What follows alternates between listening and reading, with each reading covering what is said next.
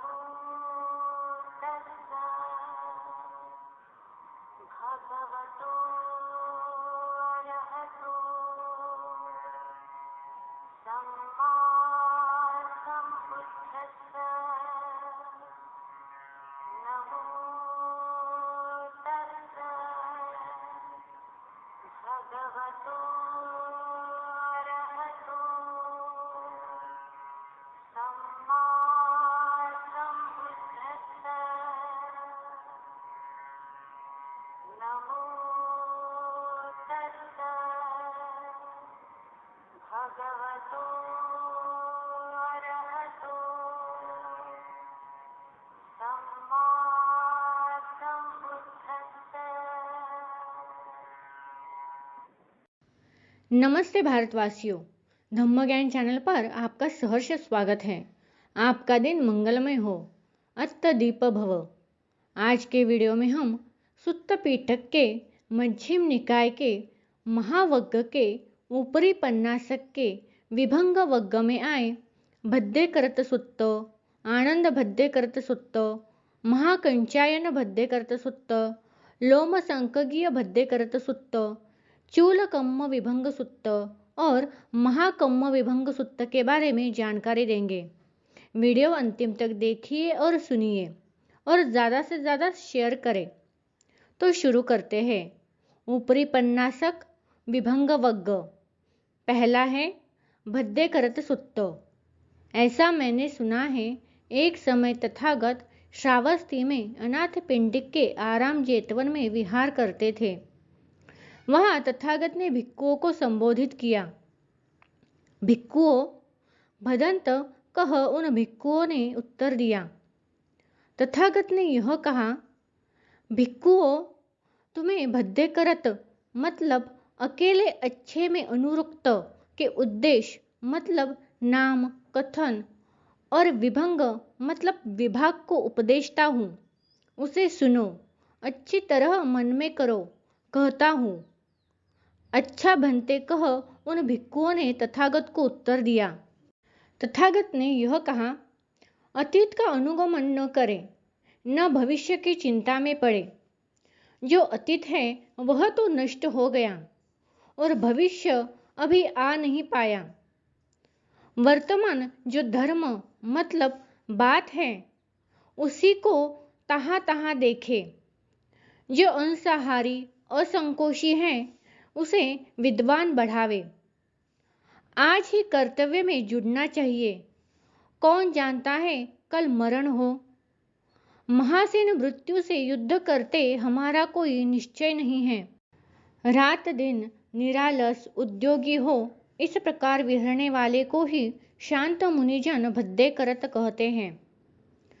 कैसे भिक्षुओं अतीत का अनुगमन करता है। अतीत काल में मैं इस प्रकार के रूप वाला था, सोच उसमें नंदी मतलब राग लाता है। वेदना वाला, संज्ञा, संस्कार, विज्ञान, इस प्रकार भिक्षुओं अतीत का अनुगमन करता है। कैसे भिक्षुओं अतीत का अनुगमन नहीं करता। अतीत काल में मैं इस प्रकार के रूप वाला था, सोच उसमें नंदी नहीं लाता। वेदना वाला, संज्ञा, संस्कार, विज्ञान, इस प्रकार भिक्षुओं अतीत का अनुगमन नहीं करता। कैसे भिक्षुओं भविष्य मतलब अनागत की चिंता नहीं करता। भविष्य में इस प्रकार के रूप वाला होऊंगा, सोच उसमें नंदी करता है। वेदना, संज्ञा, संस्कार, विज्ञान, इस प्रकार भिक्षुओं अनागत की चिंता नहीं करता।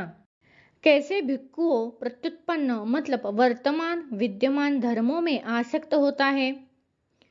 यहाँ भिक्षुओं श्रेष्ठ के दर्शन से वंचित अश्रुतवान पृथकजन मतलब अनाड़ी, रूप मतलब डंजंज मत को आत्मा के तौर पर या आत्का को रूपवान मतलब डंजंज मतपंस, आत्मा के रूप को या रूप में आत्मा को देखता मतलब समझता है। वेदना, संज्ञा, संस्कार, विज्ञान को आत्मा के तौर पर। इस प्रकार भिक्षु प्रत्युत्पन्न धर्मों में आसक्त होता है, मतलब संहिरति।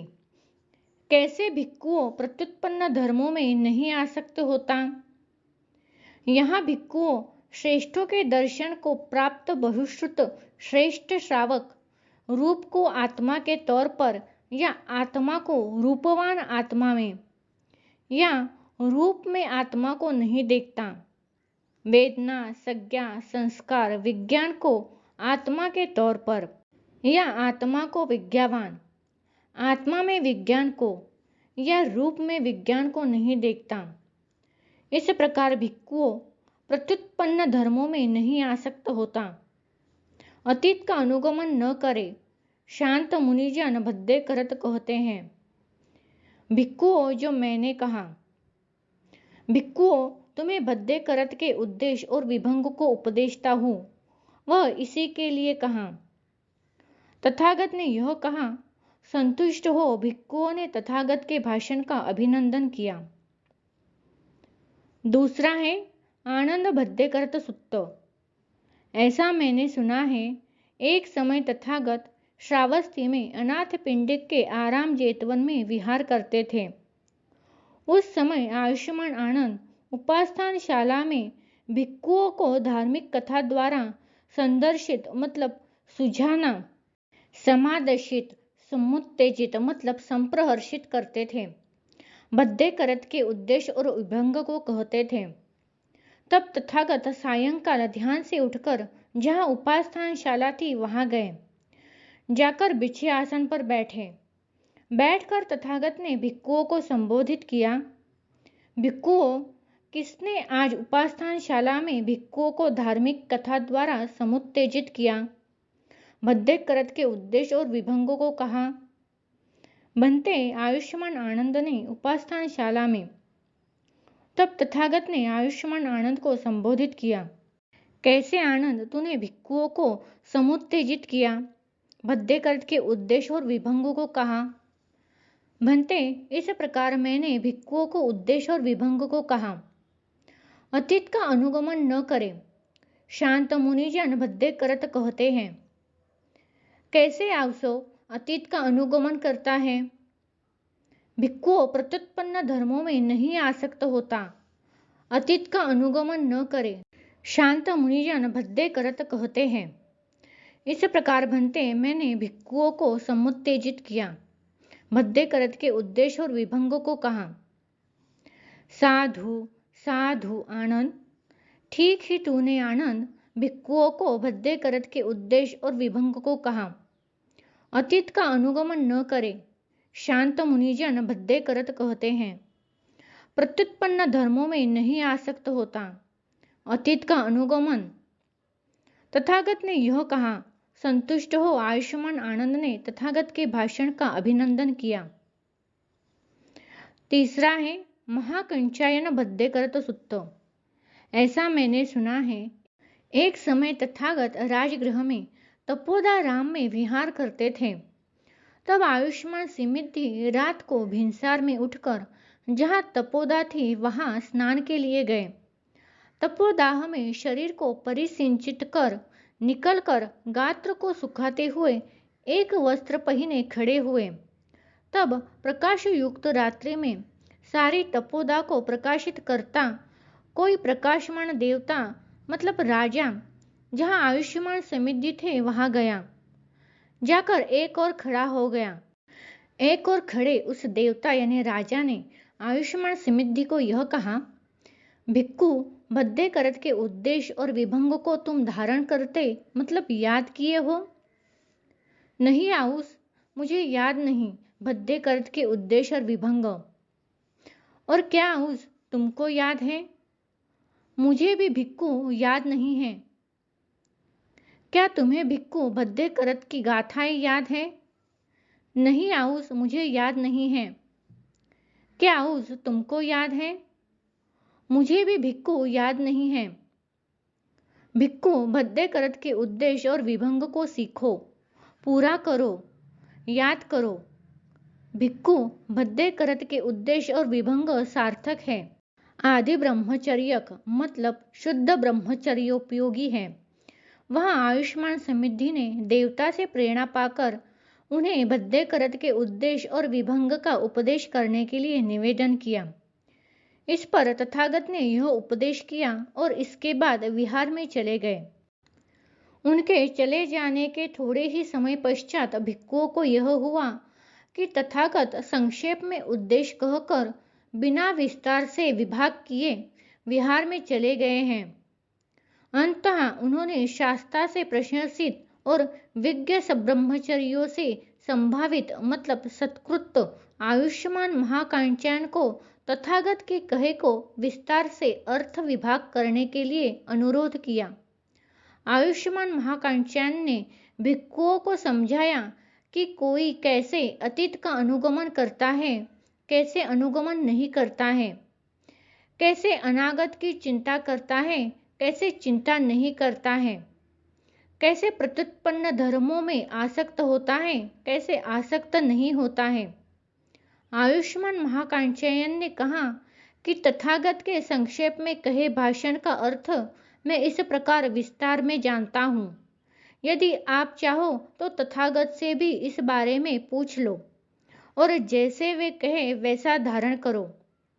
वे भिक्षु तथागत के पास गए और उन्हें सारा वृत्तांत कह सुनाया। तथागत ने उन्हें कहा कि महाकांचायन पंडित है, महाप्रज्ञावान है। यदि तुम मुझसे यही बात पूछते तो मैं भी इसका इसी प्रकार व्याख्यान करता जैसे कि महाकांचायन ने कहा है।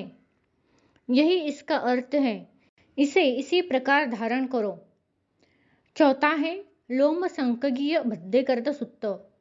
ऐसा मैंने सुना है, एक समय तथागत श्रावस्ती में अनाथ पिंडिक के आराम जेतवन में विहार करते थे। उस समय आयुष्मान लोम संकगीय मतलब लोमसक अंगीय शाक्य देश में कपिल वस्तु के न्यूग्रोधाराम में विहार करते थे। तब प्रकाश युक्त रात्रि में सारे न्यूग्रोधाराम में प्रकाशित करता प्रकाशमान वर्णमाला चंदन देवपुत्र जहाँ आयुष्मान लोम संकगीय थे वहां गया। जाकर एक और खड़ा हुआ। एक और खड़े चंदन देवपुत्र ने आयुष्मान लोम संकगीय से यह कहा, भिक्षु भद्देकरत के उद्देश्य और विभंग तुम्हें याद है? नहीं आउस। क्या आउस तुमको याद है? मुझे भी भिक्षु याद नहीं है। क्या तुम्हें भिक्षु भद्देकरत की गाथाएं याद है? नहीं आउस, मुझे याद नहीं है। क्या आउस तुमको याद है? हाँ भिक्षु, मुझे भद्देकरत की गाथाएं याद है। कैसे आउस तुमने भद्देकरत की गाथाएं याद की? भिक्षु, एक समय तथागत त्रयस्त्रिश देवलोक में परिछत्रक मतलब वृक्ष के नीचे पांडु कंबल मतलब लाल दुशाले नाम की शिला पर विहार करते थे। वहां तथागत ने त्रयस्त्रिश देवों मतलब राजाओं को भद्देकरत के उद्देश्य और विभंग कहे। अतीत का भद्देकरत कहते हैं। भिक्षु, इस प्रकार मैंने भद्देकरत की गाथाओं को याद किया। भिक्षु, भद्देकरत के उद्देश्य और विभंग को सीखो। आदि ब्रह्मचर्य है। तथागत ने आयुष्मान लोम संकगीय के अनुरोध पर उन्हें भद्देकरत के उद्देश्य और विभंग को कहा। पांचवा है चूल कम्म विभंग सुत्त। ऐसा मैंने सुना है, एक समय तथागत श्रावस्ती में अनाथ पिंडिक के आराम जेतवन में विहार करते थे। तब तोरेय पुत्र शुभ मानवक जहाँ तथागत थे वहां गया। जाकर तथागत के साथ संबोधन कर एक और बैठा। एक और बैठे शुभ मानवक ने तथागत से यह कहा, भो गौतम, क्या हेतु है, क्या प्रत्यय है? मनुष्य की होते मनुष्य रूपियों में हीनता और प्रणीतता मतलब उच्चता उत्तमता दिखाई पड़ती है। भो गौतम, यह मनुष्य अल्पायु देखने में आते हैं। दीर्घायु, बहुरोगी, अल्परोगी मतलब अरोगी, दुर्वर्ण मतलब कुरूप, वर्णवान, असमर्थ मतलब अल्पसाख्य, मोहसाख्य मतलब महासमर्थी, अल्पभोग मतलब दरिद्र, महाभोग, नीच कुलीन, उच्च कुलीन, दुष्प्रज्ञ मतलब निर्बुद्धि, प्रज्ञावान। भो गौतम, क्या हेतु है प्रणीतता दिखाई पड़ती है? मानव, प्राणी कर्म स्वक मतलब कर्म ही धन जिनका है। कर्म प्राणियों को इस हीन प्रणीतता में विभक्त करता है। फिर उन्होंने विस्तार से यह भी समझाया कि कैसे कैसे मनुष्य में हीनता अथवा परिणीतता आती है। छठा है महाकम्म विभंग सुत्त। ऐसा मैंने सुना है, एक समय तथागत राजगृह में वेणुवन कलंदक निवाप में विहार करते थे। वहां उन्होंने आयुष्मान आनंद को महाकम्म विभंग का विभाजन करके सुनाया। उन्होंने कहा कि संसार में 4 प्रकार के व्यक्ति होते हैं।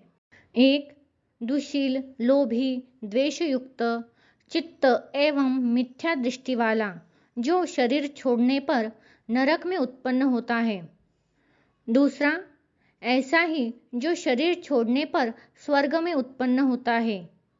3, शीलवान, निर्लोभी, द्वेष रहित चित्त एवं सम्यक दृष्टि वाला, जो शरीर छोड़ने पर स्वर्ग में उत्पन्न होता है। और चौथा, ऐसा ही जो शरीर छोड़ने पर नरक में उत्पन्न होता है। जो कोई समन अथवा वमन अपनी समाधि के बल पर दिव्य चक्षु से दुशील व्यक्ति को नरक में जन्मा देखता है, उन्हें लगता है कि पाप कम होता है और उसका फल भी होता है। ऐसे व्यक्ति को स्वर्ग में जन्मा देखकर उन्हें लगता है कि कोई पाप कर्म नहीं होता, न इसका फल होता है। शीलवान व्यक्ति को स्वर्ग में जन्मा देखकर उन्हें लगता है कि पुण्य कर्म होता है और उसका फल भी होता है। पर ऐसे व्यक्ति को नरक में जन्मा देखकर उन्हें लगता है कि कोई पुण्य कर्म नहीं होता, न इसका फल होता है। तथागत ने कहा, पहले प्रकार का व्यक्ति दुख वेदनीय पाप कर्म को पहले ही कर लिया होता है या पीछे कर लिया होता है, या उसने मृत्यु के समय मिथ्या दृष्टि ग्रहण की होती है। वह यहाँ अपने किए का फल या तो इसी जन्म में भोग लेता है या उत्पन्न होकर दूसरी बार। दूसरे प्रकार का व्यक्ति सुख वेदनीय पुण्य कर्मों को पहले ही कर लिया होता है या पीछे कर लिया होता है, या उसने मृत्यु के समय सम्यक दृष्टि ग्रहण की होती है। वह यहाँ अपने किए का फल या तो इसी जन्म में भोग लेता है या उत्पन्न होकर दूसरी बार। तीसरे प्रकार का व्यक्ति पुण्य कर्मों को पहले ही कर लिया होता है या पीछे कर लिया होता है, या उसने मृत्यु के समय सम्यक दृष्टि ग्रहण की होती है।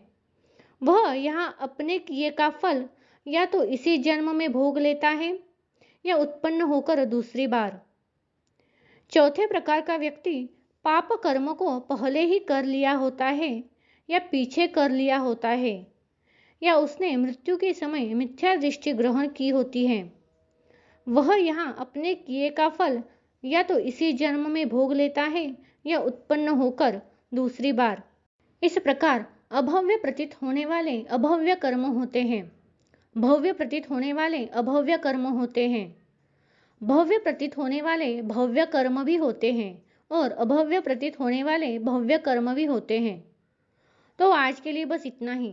अगले वीडियो में हम ऊपरी पन्नासक के विभंग वग्ग में आए सलायतन विभंग सुत्त, उद्देश्य विभंग सुत्त, अर्ण विभंग सुत्त, धातु विभंग सुत्त, सच्च विभंग सुत्त और दक्षिणा विभंग सुत्त के बारे में जानकारी देंगे।